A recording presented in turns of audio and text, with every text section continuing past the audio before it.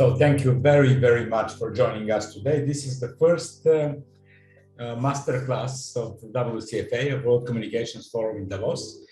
As you know, my friends, WCFA for the past couple of years became one of the most influential and one of the most popular public communications organization in the world. Especially our boost was after the pandemic. Why? Because we didn't spend a lot of money going to the expensive Davos to spend days there, paying huge money to the hotels, and it was very easy for us to communicate. But I promise next year we go to Davos to see each other in person and to discuss our public relations, marketing, and corporate communications and social media issues.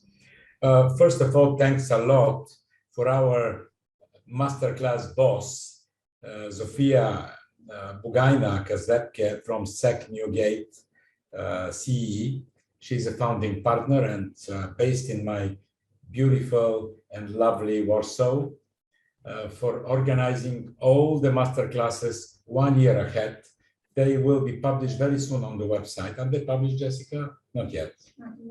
Okay, so they will be published until next July, all the topics. But our first topic is what we want to achieve every single day in our business: a good ethical attitude to our teams, to our clients, to the public society. As I said to our first speaker, Christina Forsgard, who is coming from Finland, a country known with excellent ethical relations within the society, not only within the business, but Christina also is the ethics chair of my lovely ICCO, the global PR organization. She's our executive board member also, responsible on ethics.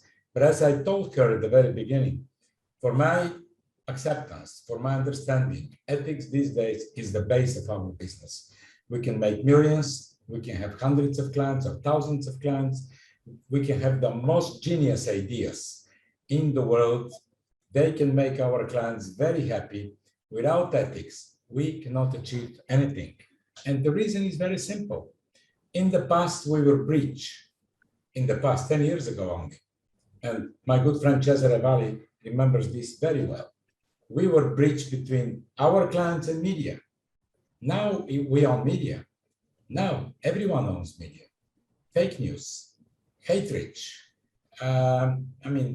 different language. So whatever, they put into risk our profession, our business. The fact that 4 billion people on the planet Earth owns media makes our role not anymore as a breach, but more as a consultant and advisor to our clients, and also decision makers even. So with this, I want to thank you again very much for joining our first masterclass, and to give the floor to Zofia to tell you about our masterclasses, and then to Christina. I love you. Thank you, Maxim. And it's a pleasure to meet all of you today, because in our idea for preparing a masterclasses by World Communication Forum was to set up a one high standard for the industry. So we identify 10 key topics which are the most crucial. And of course, the most important one is how we can build the ethos of being a consultant, how we can choose the best ethical ways when we're working with the client, when we serve to the public opinion, when we cooperate with influencers, how to navigate in the difficult times in the world of VUCA, and how to have a good radar on fake news, on propaganda, how to avoid difficult situation that can destroy our reputation and also reputation of our clients. So it's really a pleasure and honor to me that our first guest and speaker is Christina, because she has amazing experience, and being a chair of ICCO Ethics Commission, I think bring her overview about ethical problem for the whole industry, and I'm pretty sure that she will share with us the best case studies and top knowledge in this topic. So Christina, the floor is yours. Thank you very much, Max and Sophia, for your kind words, and hello to everyone. I'm really proud to be here and honored to be here, and I hope I can sort of help you with your ethical radar, because it's something that we all should have. Rather than a list of things that we can do or cannot do, we need to be constantly evolving and thinking where the pitfalls are. I won't be able to go into very much detail with all kinds of things, but I will definitely give you food for thought, and also something that I hope we are able to discuss later. And I hope you do have questions that you challenge my thinking or elsewhere. Give me some feedback, at least how this resonates with you. This is something that I of course use with my own company as well. We talk about ethical issues, and we share a lot of ethical dilemmas with one another. And also as a leader, also here in Finland, I'm constantly discussing with other agencies about ethical issues, and also globally within ICCO. So bear with me of sort of digging sort of deep into some kind of things and then sort of glancing through some other things. But let's start with the most important question, and I think the why. Why is also the question that I will definitely want to answer. Ethos and ethics of a PR consultant. I'm your peer. We are all PR consultants, and how we are, what is our character, and how we as PR consultants in our work, how does ethics play the game for us? So why should we be the masters of doing right? Why is this so important for us? I think the first thing that we have to acknowledge is this. I always ask people, do you think you have power? Do you have power to change things? Do you have power to do something about this? Whether it's a different things going wrong in social media, maybe a discussion that you can tap into. Can you make a difference? Can you actually stop fake news? Can you stop disinfo? Can you stop misinformation? And not only professionally, but as a human being who has this magical power also professionally. Because let's face it, we cannot say that we don't have power. We have really magical powers because that is our profession. It's how we influence what people think and do. That's what our clients actually come to buy from us. They know that we understand how to influence. We have the skills to influence, and we have the tools to influence very effectively nowadays. But also, our clients, more and more, they need to know that they can trust us, that we influence ethically. And this is something that we also have to bear in mind, that whatever we do, we have to comply to these higher and higher rising ethical standards that we have in business life. And that's why a lot of our clients, you have seen, they are asking us to sign these codes of conducts where we apply, we say that we won't be doing this and that and that and that. But of course, it's an endless game, because we cannot have, you cannot, even with your kids, you know, you set them out to the world and you cannot say that, send them away with a note, don't do this, this, and this, and this is harmful. No, you just have to make sure that they have enough understanding what is out there, and they should be taking care of things and protecting oneself. So definitely we can have a set of lists, but we continuously need to be able to talk about these things and also have this high radar. Most of you probably are familiar with Spider-Man, because movies tell usually moral stories as well. And in Spider-Man, Uncle Ben, Spider-Man, the young boy, gets these magical powers to do whatever. And because he has no limits in the beginning, he's very sort of goes away with all kinds of things. And then Uncle Ben says that with great power comes great responsibility. This is, of course, now attributed to Uncle Ben, but that goes way back to Voltaire, the ancient philosophers or philosophers in the past. But definitely that bears a lot of truth.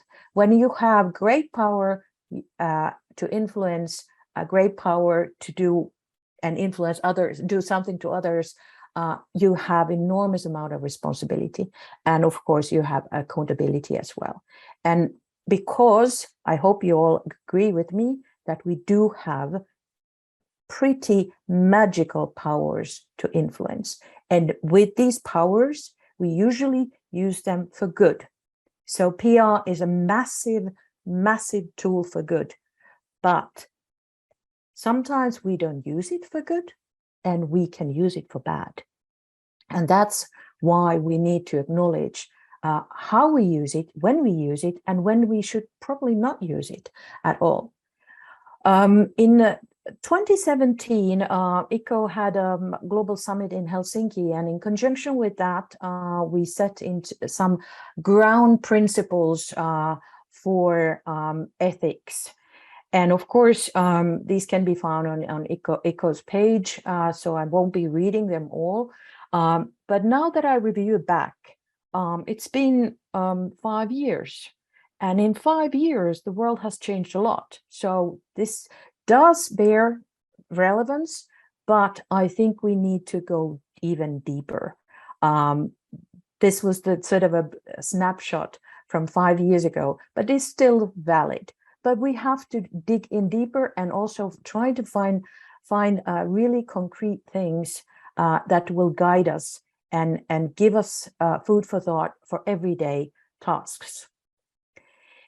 And because ethics and moral everyday decisions, they are paths to do right and to do wrong. And we try to see that, okay, doing good, is this doing good? Is this doing something bad?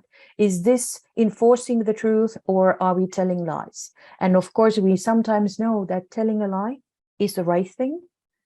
Telling the truth sometimes is the wrong thing. But I think it's never a judgment of a one person. So I strongly encourage everyone in our profession to sort of have that radar, thinking that, okay, if I am lying for good reasons, for good outcome, or I'm telling the truth and I'm harming someone, maybe we should discuss this. So it's not just looking at the polarized world in a way, everything is black and white, but we need to realize that whatever we do, it can be good or bad, but what are the consequences? What are the ramifications of our doings and our sayings? What will it lead up to? And of course, contentment is what we usually want to aim. Sometimes it's suffering, people suffer, and sometimes people suffer from truth. So I think this kind of thinking, especially now that we have war in Europe and genocide, peace and war is also something that we need to address and see, are we now enforcing peace or are we enforcing war? Is this life or death?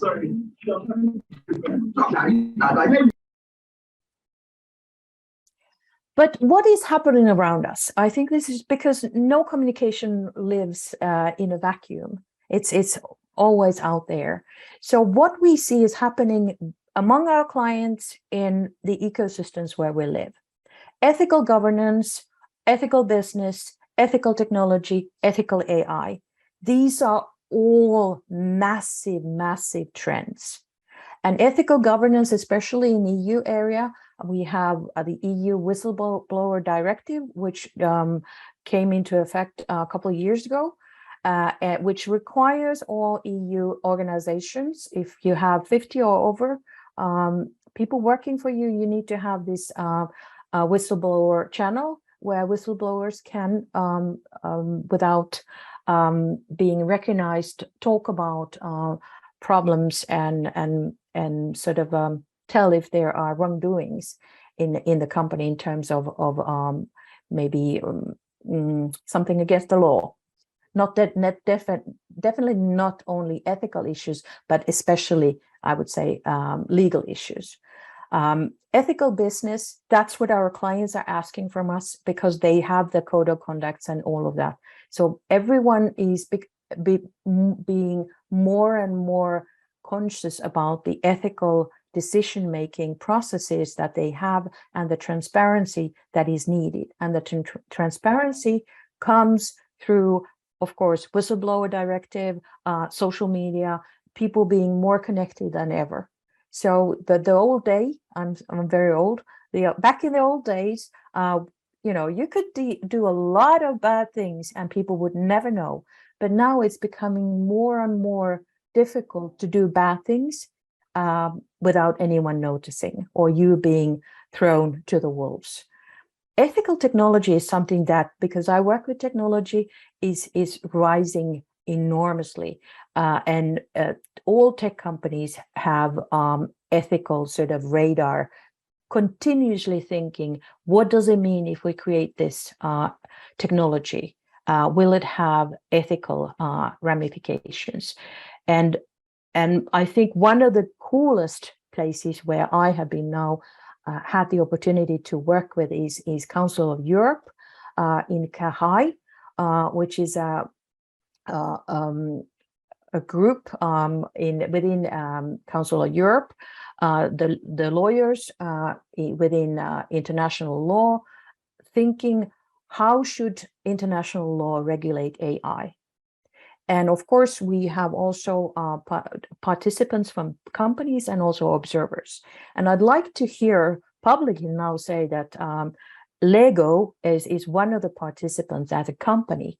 And I have never, ever seen so well thought path to the future of Lego's ethical thinking in how they will evolve, how the Lego technology will evolve. And because it's for children, they are very cautious how they will protect children's rights in the new world of Lego technology and AI. It was so brilliant, the papers that they showed us, that I wish I could share them, but I cannot. But I hope if you are interested, go to Lego and ask what they are doing, because I can tell you from behind the scenes, it's so amazing. And this sort of gives me sort of a lot of hope that companies are doing the right thing when they are given the opportunity to actually discuss these things with lawmakers and with set of people who actually know about these things. So that was really amazing experience for me. Rise of the ethical economy, we all seen corporate social responsibility. These are things that we see. Codes of conduct, diversity, equality, and inclusion programs, DEI programs. Everyone is talking about them now. How do we are more inclusive? How and what should we do about diversity? And how do we treat people equally? Huge. I just heard a huge presentation from Fujitsu about the DEI programs. Purpose has been sort of a big issue in our business for a long period of time. We're trying to sort of find the meaning, why we are here, why the companies are here. What is the justification from ethical point of view as well? What is the kind of a big ethos that they have, that they want to put forward and earn the trust and the justification of being here of the audiences. And also we've seen the activist CEO movement. So people with power are actually turning into activists because it's ethically right. And also putting your skin in the game. And that I kind of think that maybe communications people should much more be activists in this area as well, because the world has gone crazy in social media with hate speech, misinformation, disinformation. What can we do? Is there something that we can do as activists in this area? Because the problems that we see, and here it's from Forbes, the quotation, what we see, and I think you've all sort of noticed, mental health, diversity and wellness as a whole are topical discussions all the time. And mental health, I'm very, very seriously aware of problems in that area because it is affecting especially young people and also our profession in many, many countries. But that's not only it. I'd like to give you this because I truly hope you look into the website upright platform.com, because the rules of business are changing. And this is how they characterize it in very, very short terms. First, I make money, then I donate to dolphins. So yeah, first I make money, whatever, and then I, can afford to be ethical. But now more and more new companies and also investors are looking for someone who says my product solves a problem that matters. So we don't first have to soil everything and then clean it up. What if we create something that doesn't create problems? So Upright Project is so cool. If you go to the website and you see how the world's first open impact data platform actually works, and how, because we tell stories of our clients and ethical stories, this is the new kind of transparency. How to manage companies' impact story with data. Absolutely one of the most brilliant things that I have seen for a while. And it sort of boils down to the root of thinking that ethics is not just what you say, but it's what is you actually do, and you have data to prove it. We have 5 major problems in the world at the moment, and this is the world where we live in. And these are the things that challenge us ethically and also our clients ethically all the time. I think we have all been dealing with the problems related to pandemic, ethical issues, very, very many ethical issues regarding that. Economic issues, systemic oppression in many, many parts of the world, whether it's minorities or LGBTQ plus or indigenous people or the women, for one thing, or children, or male, or religious reasons. There are so many reasons why we have oppressions in the world. Democracy is also in crisis, and that is really something that I think we need to address, because PR can only thrive in democracy. It's there. We don't have business in other kind of environment. And also climate crisis. Even though our focus is in the pandemic and also in the war, we are now very much losing the sight of how do we work with the climate crisis. And because war and genocide in Europe is now sort of eating a lot of airtime, it's very hard to talk about.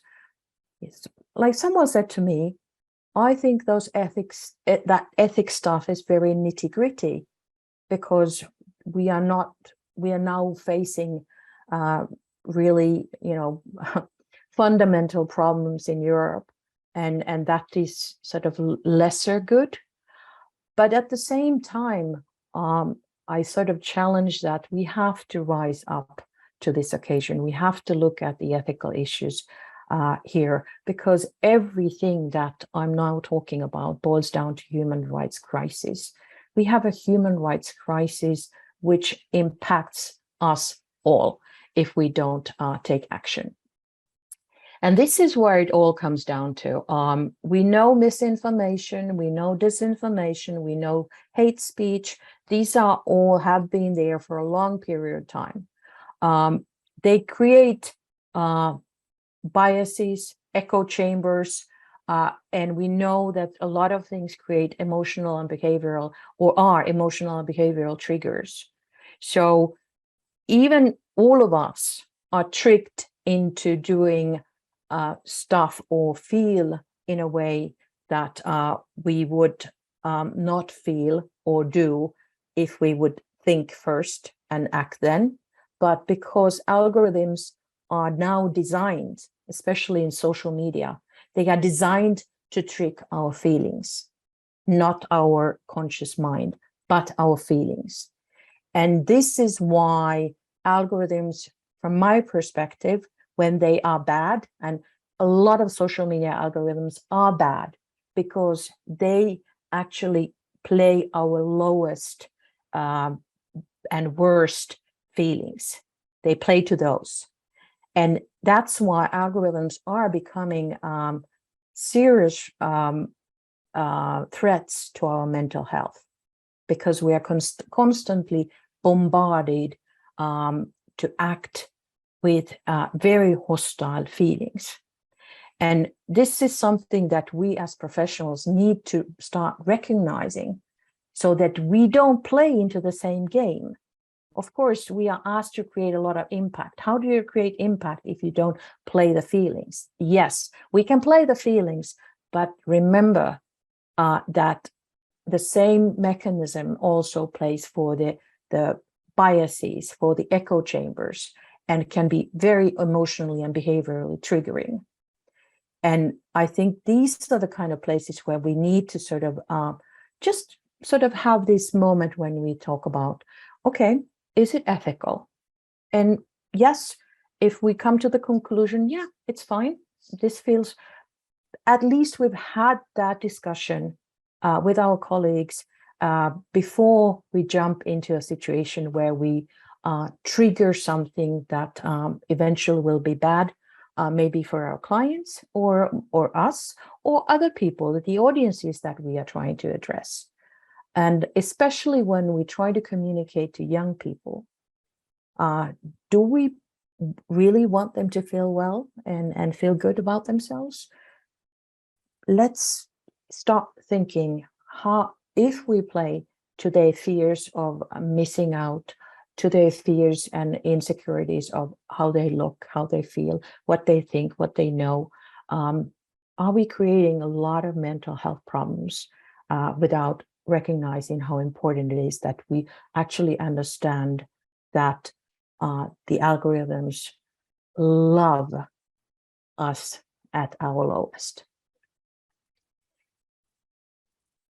And when you combine the algorithms and hostile narratives, you actually start creating fear, insecurity, hate, even violence. And we have seen that happen.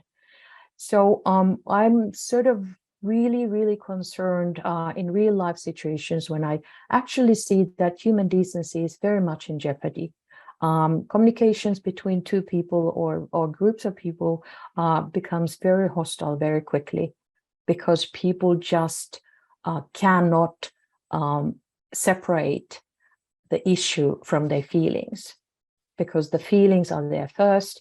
And when you start feeling that that someone is aggressive, you become aggressive as well. So everyone is just feeding to the whole hatred, hate speech dilemma all the time.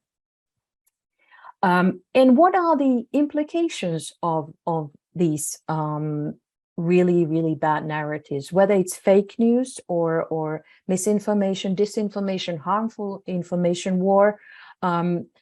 This is from YouGov from April, and of course, what is at that point we were all torn up of the war in Ukraine. But the question was, who is in charge? Who's responsible for the war, and how can it be so different in different countries? Is it because of communications? None of us have seen, actually, we have not been ourselves, most of us have not been seeing what actually happens in Ukraine and witnessing that. But we are receiving communications from different points of points of origin, whether it's people or states or press or friends. So what kind of information are we consuming? Definitely, are we consuming the same kind of information, or do we go to echo chambers and sort of define our truth and then don't realize that there might be other issues to this, or other sort of views to this issue as well? But I think this just emphasizes the fact that communications is transmitting very, very different truths to different people, and people are accepting very different truths in different places for all kinds of reasons. But that also creates a lot of problems for us, because if we think about global campaigns in different countries, it's always very contextual. We have to understand where things are in terms of what people think is real and is not real. And this is something that we also need to address. And especially with our clients, I think we need to address this because sometimes our clients are actually asking us to do very, very awkward things in different markets. And the results of awkward things are awkward. So I think it's ethical that we also acknowledge this and also share our client with the more better judgmental, better consultancy in terms of how things are seen in different countries and why. The ethical thinking is a fragile journey up, and it's in constantly moving. And of course, I think the picture here sort of explains that it can lose its balance. Quite many people have told me recently that I don't have time for this because this is nothing now because people are actually dying. So it's heartbreaking because every single day we can go either way, bad, good decisions. I'd like to take you back a bit because misinformation, disinformation, and hate speech, especially in the US, but also in other markets as well. You might remember 2020 early or I think it was that was in June, yeah. Unilever and Patagonia and Microsoft and a lot of American companies actually stood up and said that we have a duty to help build a trusted and safe digital ecosystem. So they actually canceled all-day campaigns on Facebook, Instagram, and some other platforms as well, Twitter. And I think that was a good thing, but you know what the result was? At this point, I would say this was more like virtue signaling because it actually had no relevance to Facebook or Instagram or Twitter. They couldn't see the difference below the line. So they got the money somewhere else. And probably it was the pandemic as well that affected the whole thing. But still, I think the brands are trying to do something, trying to push for more ethical ways of working with the digital platforms and trying to make a difference. But I'd like to challenge this a bit. Is this just whitewashing? Because if it's only half a year, does it really work? And if it doesn't affect them at all, and it doesn't affect them to change anything, I think we need to do something better. Otherwise, it's just whitewashing, and I'm not sure if this is the way we want to go. The biggest ethical challenges when asked in 2020, we haven't asked this after that, but I still would argue that they are pretty much the same in terms of where they are. Pressure from clients. We need to know our ethics. We need to tell them how do we work ethically. And we talk about these things. We can raise these issues with our clients because I think that's the only way to do it. And if the clients are really giving us pressure, I think we should be more showing that we are part of an organization or we belong to this association where we actually comply with these ethical guidelines, and we have some kind of things in place in our systems to guarantee that we know to address ethical issues. But also lack of consequences. We don't actually have anything else but slap on the wrist and public opinion if we actually do something that is unethical. Misinformation and disinformation. People see that as a challenge, ethical challenge, but then the question is, what have we done as individuals or as companies or as associations or bigger communities to tackle misinformation and disinformation? I think we can do much better, because I think we have the power to change where the world is going.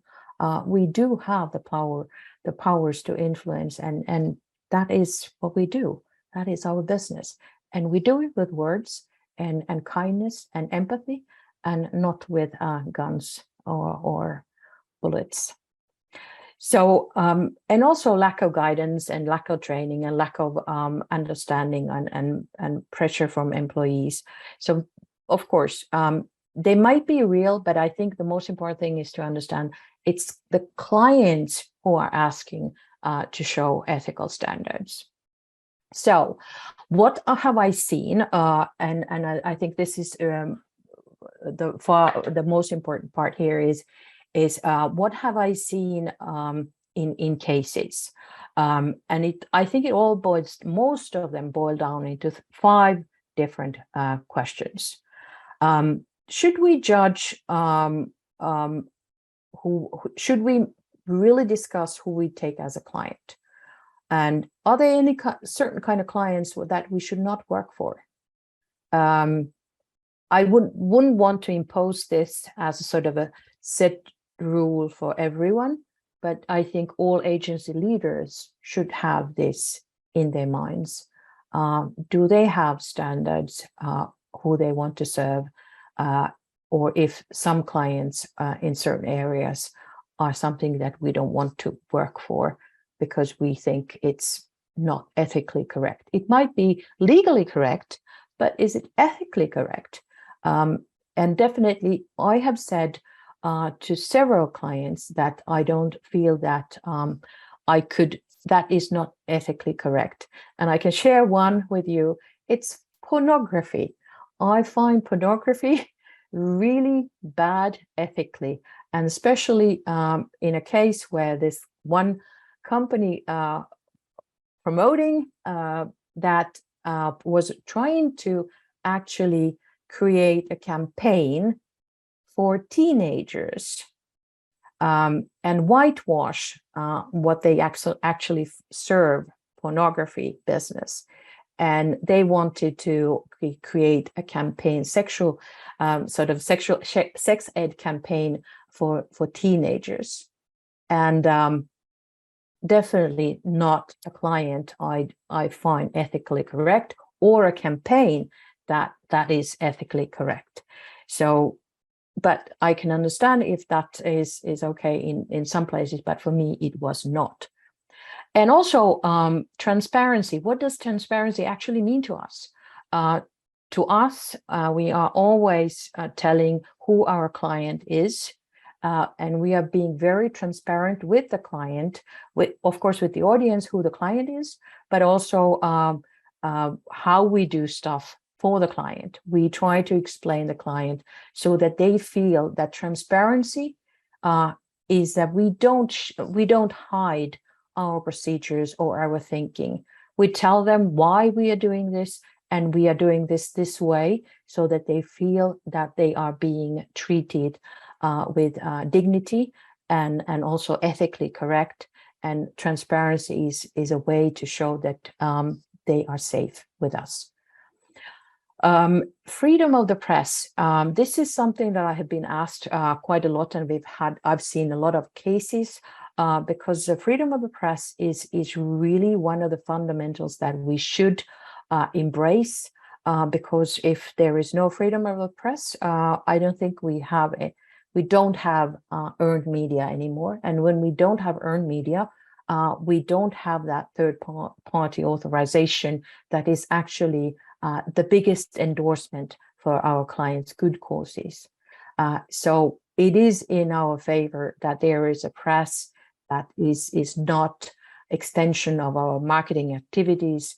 We can do that with other channels and other means, but there is a press that we have a very high standard, ethically high standard discussion with, and we acknowledge their freedom to publicize things the way they want to do it, as long as it is the truth. I think you get what I mean. But these are things that we have seen, because the press is being also challenged, and we have seen clients trying to intimidate journalists, or some other groups are trying to intimidate, so that they feel pressured to do something or not to do something. And I think that is definitely something that we should not be guilty of. And how do we use digital tools? And this is the big question. This is where we will fail. We will fail again and again and again, because a lot of us don't know actually how they are operating. And I've been discussing especially TikTok with a lot of clients, and also Facebook. And there has been a lot of ethical dilemmas in terms of how TikTok will be used, the data that they gather. It's a Chinese-based company, and human rights is not associated with China in general terms. So they investments in AI is a huge concern, especially when you combine that with a lot of data that they can get from TikTok, especially. So so is it okay to run? I just want, these are questions. I'm not saying it is or it is not. I think we just need to discuss it. Is it okay? Is it safe to promote a campaign for kids in TikTok and then enforce them to actually be in TikTok to get the information if it's something that we want them to learn or to engage with? Is it okay to push that where we know that it is sometimes, it might be exploited, the data later on? These are questions that I have been asked, and I'd like to share them with you, because I understand that these are really, really difficult questions. We don't really have good answers, and we try to sort of play with the cards that we dealt with, but I think we need to be much more aware of the concerns of both clients and our audiences, because our audiences are already saying that I don't trust a company who runs a campaign for children on TikTok. So what does that tell us about the challenges that we are facing? I'd like you to look into this. It's a fairly good ethics guides to artificial intelligence in PR, and the address is there. It's CIPR's cipr.co.uk, and it has this sort of structure: learn, define, identify, use, and decide. The same sort of idea that I'm trying to sort of impose here, that we understand better, we define things, we identify the problems, we use, and then we decide. And I also like to, in terms of technology, what technology is now doing us is amazing. And blockchain, we don't probably associate blockchain with communications yet, but I kind of want to have you, maybe you would like to have in your radar this idea of blockchain history of communications, just to make sure that we spare the truth of what has happened. And this is, you might want to go there. There's the address, the metahistory.gallery. It's the NFT museum to preserve the true history of what is happening in Ukraine. Really interesting initiative. And I like to see where this is going. And we already have seen clients asking that they would like to see more of this kind of effort to make sure that everything is on the record, so that they are known rightfully of their past. So there will be no whitewashing. You're also known for the stuff that you didn't do right. What amazing transparency, and what amazing writing a new kind of history, because history is usually written by the ones who won and not by the ones who lost. So this will probably create a whole new future for all of us. And I will leave you with this, and I hope we still have some questions I can address. Usually I try to, it all starts, ethical thinking starts with you. But of course, you have obligations to your family. You have obligations to your community. You have obligations to your country and the earth as human beings. And if you think about the pandemic, the economic crisis, the suppression, the crisis of democracy, and the climate change, we know that a lot of these things hurt me personally. They hurt us as individuals, and we are making decisions, ethical decisions about all these things all the time, within our family as well, but in our community, in our work life, as professionals. And as professionals, we cannot really put sort of a cap there that this is where it ends. We have to look for more ethical issues beyond that. So it goes both ways. Do I feel comfortable with this? And is this for a greater good? Because in the end of the day, the earth is our only home. We are all on this spacecraft, and we cannot afford to destroy this place. And each time we do something that is against earth, I don't think we're doing the ethical decision there. But also each time you do something against your own mental health, that's not ethical either, and everything there in between. So love yourself, be empathetic towards yourself, and also have that empathy throughout all these loyalty layers that we have for being here together. And I think there you now have your radar, and the radar starts with you and goes as high up as you can, as you want it to go. But if we grow as people and as professionals, I think we can reach the top. Thank you. Thank you, Christina. It was amazing. It was amazing speech, and I really appreciate that you structure our thinking about ethics in PR. And I truly believe that all of us have now homework and asking themselves some killer questions about their ethics. And I really know, I'm glad that you covered this part, because we have very different ethical issues during our everyday routine. And I'm pretty sure that all of our community would like to ask you some questions right now to just go deeper in this amazing topic. I think that probably the most effective way it will be to use our chat, and I will just read the questions loud to ask you about answers. So maybe we can open the Q&A session right now.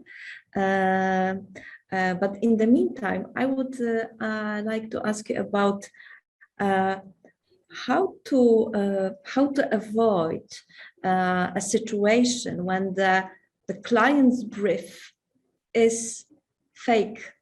When we have, when we base on information from the client and it's not true. Because what we are discussing right now in my agency is how we can be better in business intelligence, how to be better in data and analysis, how we can better in some, fake news identification, because for our agency, it really can hurt our reputation. So how you struggle with this problem, and what is your answer on that? In EU area, a lot of data is public data. So we do use a lot of databases. I'm very privileged to live in Finland, which is a very, very open society. So companies cannot hide basically anything, not even individuals. We are even too open for our own good, because our openness can be exploited very easily. And we have now just acknowledged that certain amount of openness can also be very, very dangerous. But let's say from a business perspective, any company, I can find all the data that it has been verified also by third parties, whether it's financial data or data about the employees or the employer policies. So there are services that you can I would imagine that in a lot of countries, similar kind of services are available.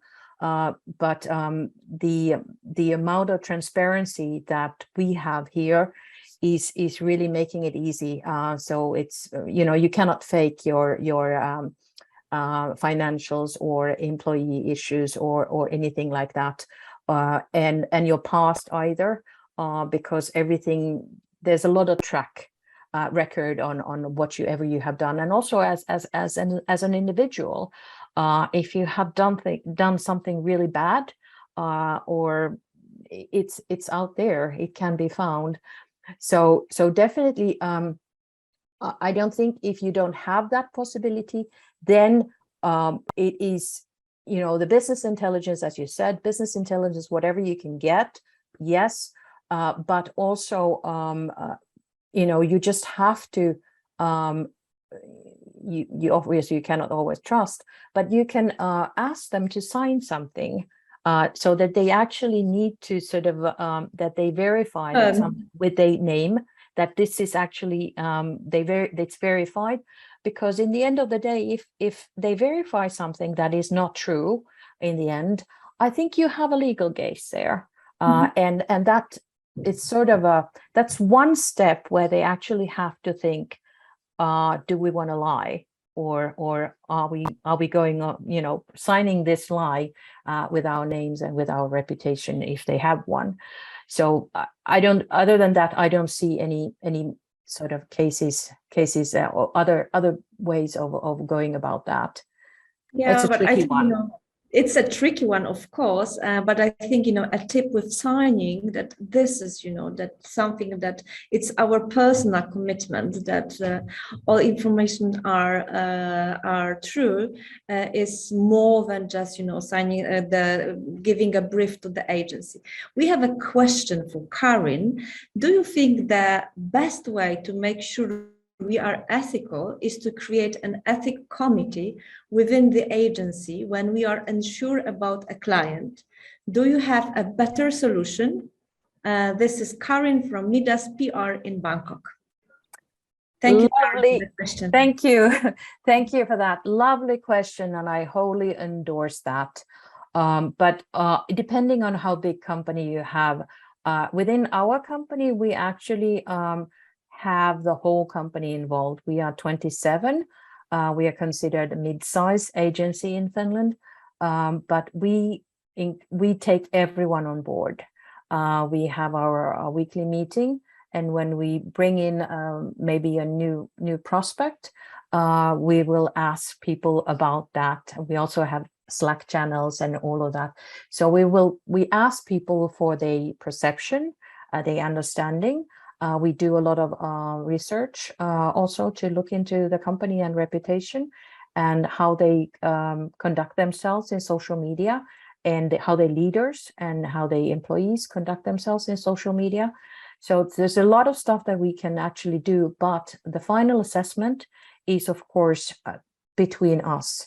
And I can tell you that I'm an old woman, but I do have a lot of young women employed in my company, and especially women in their 30s are very, very aware of problems related to age and being a young female. So inclusion is something that they like to look into. They like to look at sort of all kinds of things that I don't even think about.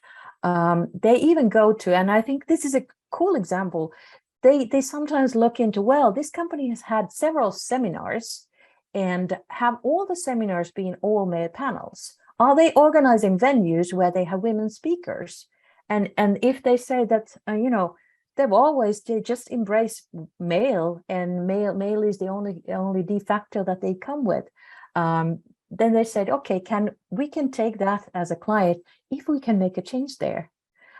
So I think we are being quite nice, but also I think the companies that land with us, we basically share enough core values that it will be a peaceful journey onwards, that we don't have huge issues. But that is definitely something that I encourage that you do with a larger audience, not just one sort of ethics committee, but you put that sort of function into your business operations, so that discussions, ethical discussions, is part of everyday discussion. Like for us, it is always when we organize seminars for our clients and we come up with the ideas of speakers, we make sure that definitely women are there, and ages, different kind of age groups are also taken in consideration. So it's built in. Well, I couldn't agree more that our industry is super impactful. What is the key takeaway from your lecture today, which was so insightful? And I thank you very much in the name of all our community for that. Is ethics should be always on our agenda, and we should constantly challenge ourselves and asking questions about ethical behavior. And what I really love is, the idea that we can have some frameworks that we can confront with, but we also need to talk with our employees, because they are the people who will work on the project, and they need to be sure that this project is ethical, that they are doing not only good job because of effectiveness, but also because of ethics. So thanks a lot. I see a lot of amazing feedback from participants. So yes, of course, we will share the presentation, and please be invited for the next master classes. Thank you, Christina. Thank you all. Thank you. See you. Have a heart. Bye-bye. Bye-bye. Thank you. Thank you.